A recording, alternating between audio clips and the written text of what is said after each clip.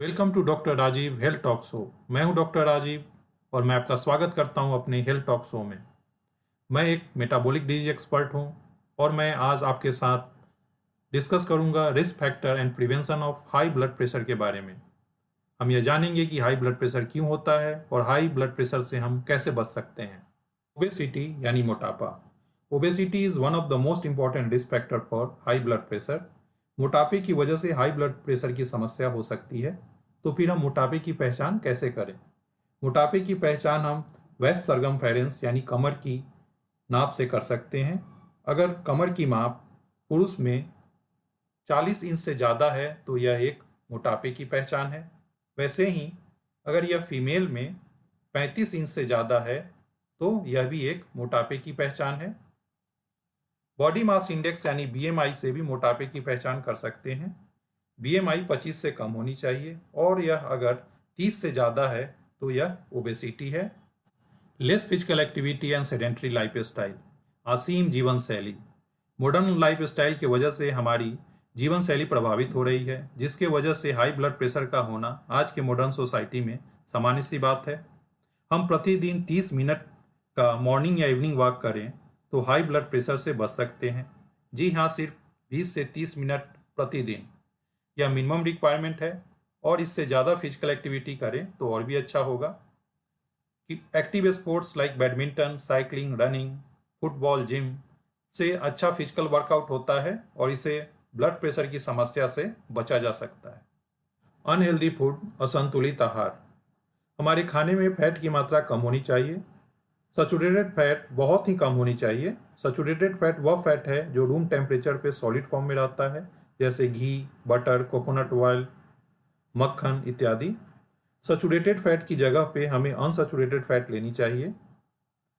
Unsaturated fat वह fat होता है जो रूम टेम्परेचर पे लिक्विड फॉर्म में रहता है, जैसे sunflower oil, rice bran oil, सोया ऑयल, मस्टर्ड ऑयल।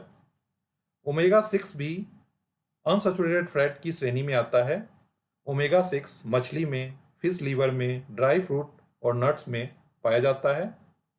हमें सैचुरेटेड फैट से बनी खाद्य सामग्री को अवॉइड करना चाहिए, जैसे पिज़्ज़ा, बर्गर, फ्राई, चिप्स, ताकि हम अपने ब्लड कोलेस्ट्रॉल लेवल को नियंत्रित रख सकें। Proper sleep is healthy sleep. हमें प्रतिदिन 7 से 8 घंटे की नींद लेनी चाहिए। स्लीप की ड्यूरेशन पर्सन टू पर्सन अलग हो सकता है, बट 7 से 8 घंटे की स्लीप अनिवार्य है। सोने के दौरान हमारा शरीर और दूसरे वाइटल ऑर्गन रिलैक्स करते हैं, जिससे हाई ब्लड प्रेशर से बचाव होती है। Smoking and drinking. Smoking and drinking की लत ब्लड प्रेशर के लिए बहुत ही खतरनाक है। स्मोकिंग और ड्रिंकिंग की लत से हाई ब्लड प्रेशर हो सकती है। इसके साथ में smoking and drinking blood cholesterol level को बढ़ा सकता है, जिससे हार्ट अटैक यानी दिल का दौरा पड़ सकता है। हमें स्मोकिंग और ड्रिंकिंग की आदत को आज से ही बंद करनी होगी ताकि हम ब्लड प्रेशर की समस्या से बच सकें। कुछ और भी रिस्क फैक्टर हैं जो बीपी की समस्या को बढ़ा सकते हैं, जैसे कि उम्र। सीनियर सिटीजन में 65 ईयर के बाद ब्लड प्रेशर की समस्या हो सकती है। एंजाइटी, चिंता, डिप्रेशन, इसकी वजह से भी ब्लड प्रेशर की समस्या हो सकती है। हमें लाइफ के प्रति पॉजिटिव थॉट रखना चाहिए। हमें अपने फैमिली फ्रेंड्स के बीच में रहना चाहिए। हमें अपने हॉबीज़ और वो सारी चीज़ों पे ध्यान रखना चाहिए जिससे हमें इंटरनल खुशी मिलती हो। दूसरी बीमारियों का होना भी ब्लड प्रेशर को बढ़ावा दे सकता है, जैसे थायराइड की बीमारी, certain type of cancers like pheochromocytoma, diabetes इत्यादि। Preventive health checkup.